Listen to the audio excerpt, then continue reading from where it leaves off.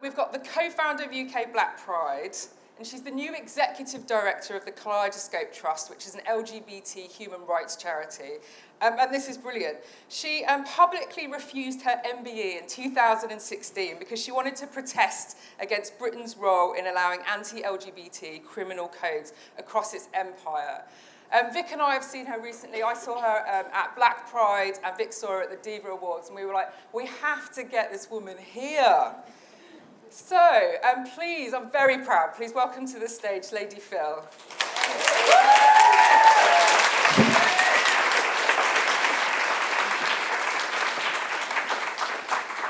Oh my gosh, it's always daunting when someone gives you such a great accolade and you're thinking, oh my gosh, yeah, that's me, but yeah. So, good morning, Bloomfest. Oh, come on, I have just come from Hyams Park through traffic. We need another. Good morning, Bloomfest. I think we can do better. Good morning, Bloomfest. Good morning. Now that's how you turn it up, right? Okay, so I've been given the great honour and pleasure of giving you a keynote speech. What does that look like? You know, I think that we get to be in spaces where we talk a lot about our work. Wow, I put my glasses on. Good looking people in here, right? And we get to be in spaces where we talk about us and what we do. And I'm going to be really honest with you. I say things that make people feel uncomfortable. I will talk about privilege, power, the dynamics that play out, me being an unapologetic black woman who's out and as a lesbian who makes no apology for what I say and what I do. And that doesn't always sit comfortably with people.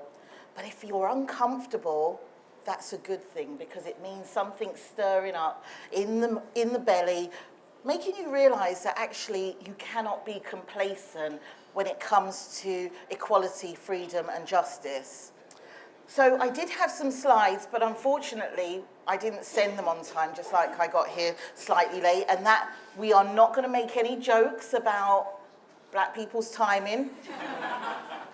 That's that uncomfortable moment. People are like, oh my gosh, do I laugh? Do I laugh? Yeah, you're allowed to. Yeah, and oh yes, it's Black History Month, you know. I kind of think Black History Month can be a little bit decorative sometimes because in November, guess what? I'm black as well. December, January, February, March, and I think that we need to be celebrating ourselves every single day, 365 days of the year. So when it comes to International Women's Day and Women's History Month, we do it all year round. When it comes to LGBT plus rights and Idaho or Idaho Hobbit Day, we do it all year round. It cannot be that we parachute in for the one day, celebrate it, and then we parachute out. So let me start by just tapping into what the lovely Steph said. Yes, I have what I would see as three main jobs. Although I am an AKT patron, that's the Albert Kennedy Trust, I'm also an author and a co-editor of a book called The Sister Anthology, and its sister is in SISTA. That's a bit of a shameless plug, you can buy it on Amazon, but you know. And I do a number of other things like mentor two young people, one who is a survivor of domestic violence within the family household, and another one is a young boy who believes that the system has failed him due to countless numbers of stop and searches and so forth. I have the thankless task of being a mother to an amazing young lady. She's 24. I know, right? I look good. Yeah, I saw your face. I know, right? I can't believe it either. Scaffolding's holding everything up right now. But that's the job where you're not ever really paid for. No one reimburses you. No one gives you that paycheck to say, well done for being a great mother. You just have the uni debts that, you know, play out.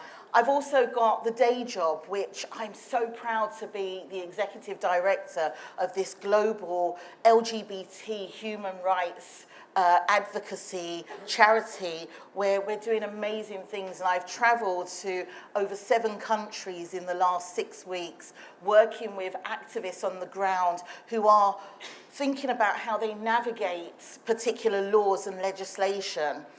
I also have, so that's the adult job, the day job, and then I have the gay job.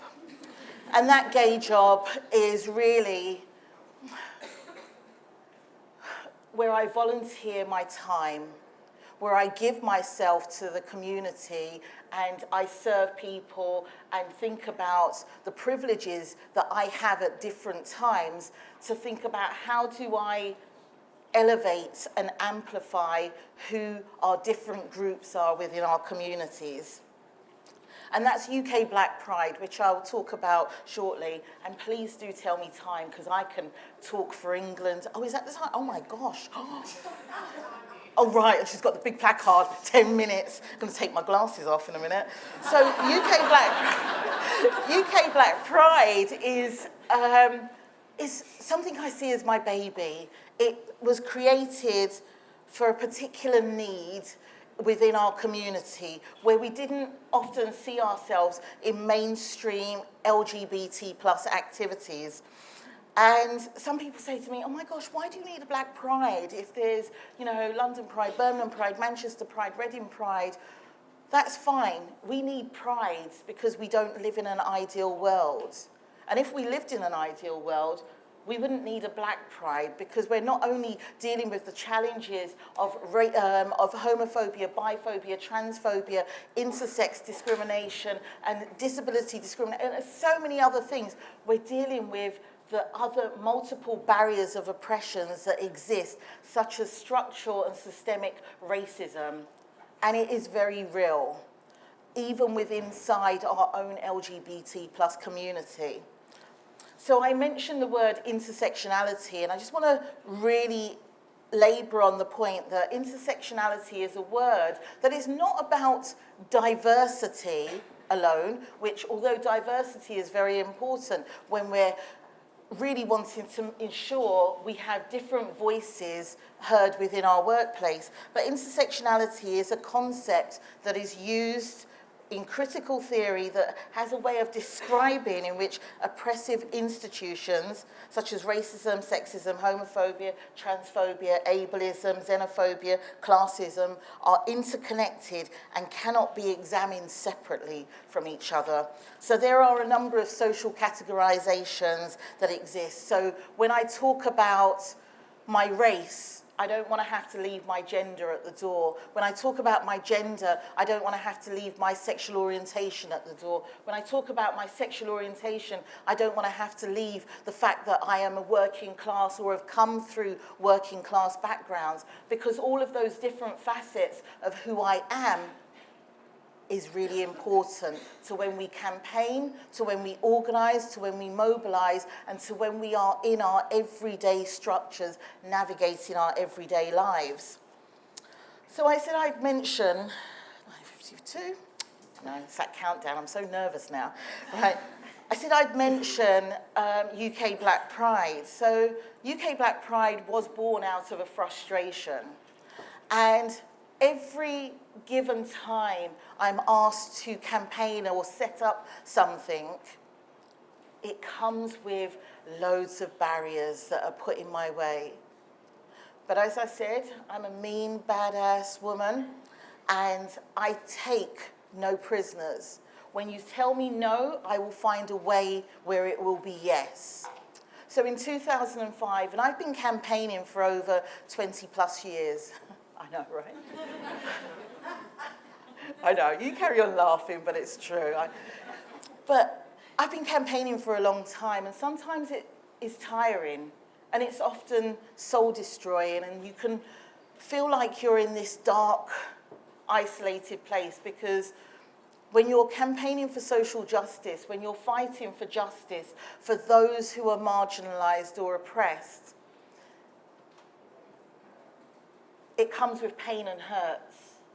And it comes with an amount of crap that is thrown your way. So in 2005, I went to a group of leaders within the LGBT plus community. And I posed to them that, I've been running this organisation called BLUK, B-L-U-K, Black Lesbians in the UK. And I said, we would like to have a Black Pride in the UK. I kid you not. These group of people who are supposed to understand marginalisation, discrimination to a greater or lesser degree, sniggered, laughed, and one person even told me, and please excuse my language, this is not something I want to use, they told me to fuck off and go back to where I came from. These are people who are pillars in our community, who are supposed to be understanding of difference, who have fought for the rights to have prides and LGBT activities and safe spaces. But when I and a group of people that were with me placed our hearts on the table and tried to explain the needs and aspirations of my diverse intersectional community, which isn't often seen throughout mainstream activities, that was not going to be the case. So when they said no, of course, and told me to go back to where I came from, I mean, you can top up my oyster, I was born in Islington. But, okay, parents are Ghanaian and I'm very proud to be African, but, yeah, you're allowed to laugh, it's okay. It was quite serious, actually. I thought you were going to be like, oh, poor you. But, for me, I said to myself, how do we make sure that this is right for us? How do we make sure that no, we turn around? It is in my DNA and it's in my blood. There are people that have come before me that have stood side by side in solidarity. We talk about standing on the shoulders of giants. It's in my bone marrow, the resilience, that pumps through my veins and everything else that those amazing people who have allowed me to even be in this particular space today. And I know that there's time constraints. Okay, that's okay. But I want to, because this is Bloomfest and how it started, there are women who have helped me through my journey. Marsha P. Johnson, Angela Davis, Audre Lorde, Kimberly Crenshaw, Bell Hooks, Amber Hikes, Monica Beadle, Veronica McKenzie, Femi Otterdew, Joan Armatrading, Lena Waith, Monroe Bergdorf, Beverly Knight, Tanya Compass, Kaiser Rose, Zora Neale Hurston, Swati Mandela, Zita Holborn, Maya Angelou, Stacey Ann Chin, Gina Yashere, Kanita Placide, Zaneli Mahuli, Patrice Coolers, Kachenga, Blair Imani, Liv Little, Pragna Patel, Pari Dillon, Diane Abbott, Dawn Butler, Doreen Lawrence, India Moore, and so many others like my mother, my sister, and my amazing daughter that have helped me in my journey and continue to do so. My blackness, my womanness, my queerness, being a very out lesbian, me being unapologetically me and being absolutely proud of who I am, has not come without the pain and hurt, as I mentioned. I constantly, on a weekly basis, receive death threats. I constantly, on a weekly basis, am questioned about my own identity. I'm constantly busy being black, being told that my being is not worthy. I'm constantly criticized for what I say. I'm judged, I'm critiqued, I'm put down. I've had every smack in the proverbial mouth that you can think of. But yet still, I stand here and I stand tall, because for me, there's something that my mum says to me, is that you don't inherit this land from your parents. You borrow it from the next generation. So I have an absolute duty to ensure that when I speak and people will listen. Whether you take one snippet away from what I say, for me it's important that we have the intergenerational conversation, we have dialogue, we open it out, we challenge ourselves, we understand what power and privilege does and how it plays out. And we become comfortable in utilizing the conversation of equality, freedoms, and justice. Now, if time will permit, there's something about my own work experience and my life in terms of progression. My friend wrote a book, just like I did, sister anthology, but hers is called Striving for Equality, Freedom, and Justice. And this is something called progression. They are blocking me from progression, trying to cause my regression.